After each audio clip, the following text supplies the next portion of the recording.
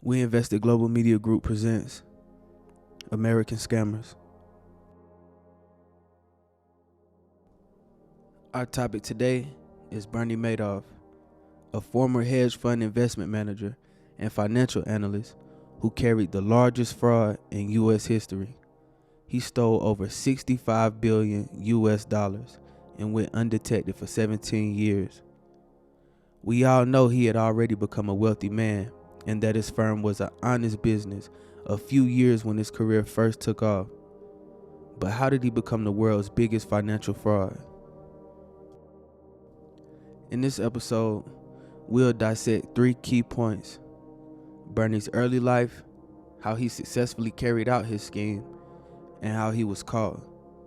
Life is one big question mark, and the human mind is one hole to fill.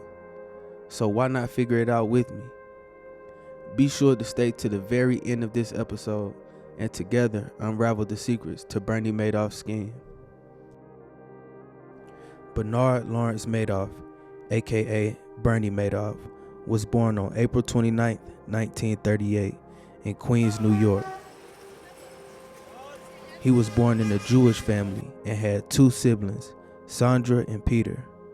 As a kid, he idolized his father, who had built a sporting goods store with some success.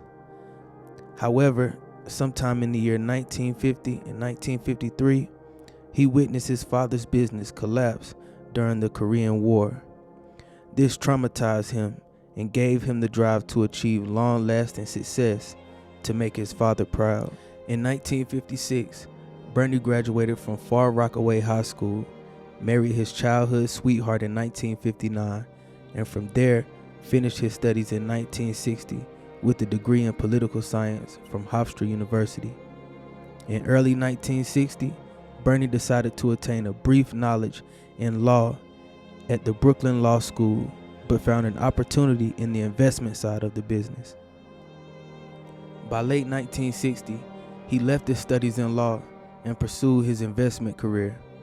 At the age of 32, Bernie opened his investment firm, Bernie L. Madoff Investment Securities LLC, with his beloved wife, Ruth. Like every other man, Bernie had to work his way up. With some money he saved while he was a lifeguard and from installing sprinklers years back, Bernie then started his trade with penny stocks, with only $5,000 in his pocket. To give you an idea, penny stocks are very low-priced shares traded over-the-counter's financial market. Bernie Madoff made a name for himself as a scrappy market maker. He completed small orders which the big firms wouldn't take. Within those first few years, Bernie cultivated close friendships with wealthy businessmen. He picked up their crumbs in the financial market. Bernie also persuaded his family and friends to invest with him. From late 1960 to early 1962, Bernie's father-in-law, Saul, invested $50,000 and helped gather some investors to expand Bernie's business. Bernie's success finally came when his brother Peter built an electric trading capability, something like artificial intelligence, to identify market activity. This became recognized by major banks and investors, which attracted a massive order flow and boosted Bernie's business. Since then, Bernie's company became the largest market maker and eventually became the top 10 on Wall Street. In 1980, Bernie handled 5% of trades in the New York Stock Exchange. He built his reputation only catering to the elite. Bernie was making $100 million a year and became the chair of the Nasdaq for 3 years. With that said, Bernie cultivated his image with exclusivity, which made his company all the more desirable to even wealthier investors. He bought luxury homes in France, New York, Florida, and yachts for he and his family. He also began participating in charities, notable auctions, and his name became one of the most powerful in the industry. The name Bernie Madoff was like diamonds then. Many investors entrusted and praised him for the unbelievably big returns whenever they needed to withdraw their money. Little did they know, they had been victimized in Bernie's Ponzi scheme. In 1992, the first hint of scandal came up when there were complaints. However, Bernie sorted this out, and the case was closed to clean out any tarnishes. In 1999, a financial analyst from Massachusetts named Harry Markopolos noticed that Bernie was a fraud.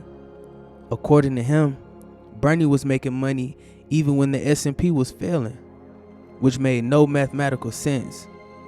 He also noticed that Bernie's business was earning undisclosed commissions, which was a huge red flag.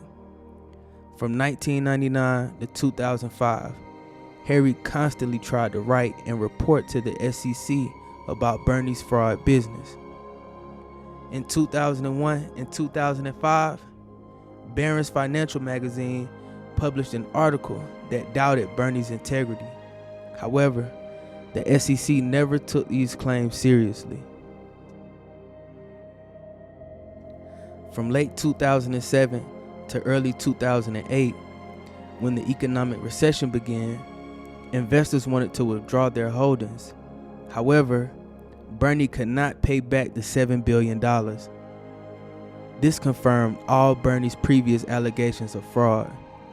Troubled, Bernie confessed to his brother, 2 sons, and wife that his business was a giant Ponzi scheme, and that he could only pay out $200 to $300 million from the $65 billion investments from 37,000 different investors.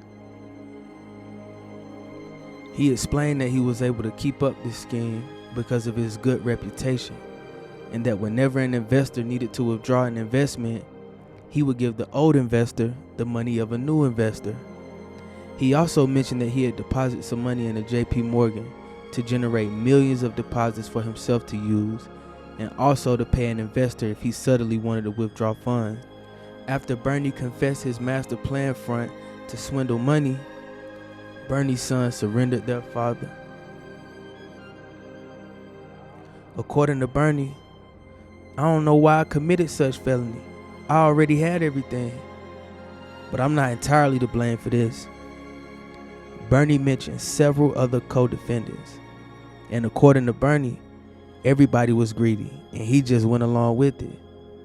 In 2009, at the age of 71, Bernie pleaded guilty to 11 federal felony counts and was sentenced to 150 years in jail. On April 14, 2021, at the age of 82, Bernie Madoff died of kidney cancer. From rags to riches to a reputation of dishonest gain, Bernie Madoff will always be remembered as America's biggest scammer.